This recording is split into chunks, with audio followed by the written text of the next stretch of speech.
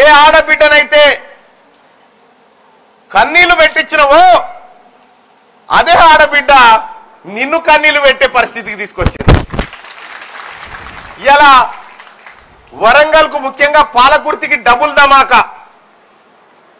MP MLA ఇద్దరు ఎట్లున్నారు చూడండి, యంగ్ అండ్ డైనమిక్ ఇద్దరు. ఇలా పాలకుర్తి నియోజకవర్గంలో మహిళలకు ఎక్కువ యాక్సెస్ అయిపోయింది. ఇక్కడ 33 అయిపోయింది, రిజర్వేషన్ దాటి 100కి వెళ్ళిపోయింది. మరి ఇకనన్నా పాలకుర్తి మీద దయ చూపారే. మా ప్రజాప్రతినిధులంతా మొత్తం మేడంలే అయిపోతా ఉన్నారు, మాకని చూస్తా ఉన్నారు.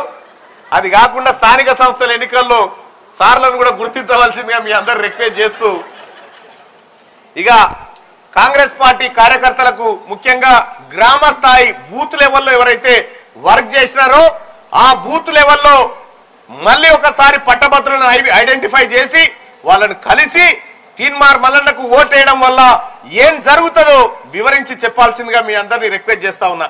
మొన్న ఒక సర్వే నిర్వహించి పట్టభద్రుల ఎమ్మెల్సీ ఎన్నికల్లో ఈసారి ఎవరు గెలిచేటట్టు అంటే 100కి 82 మంది తీన్మార్ మల్లన్న కోటేస్తామని చెప్పిరట. 100కి 82 మంది.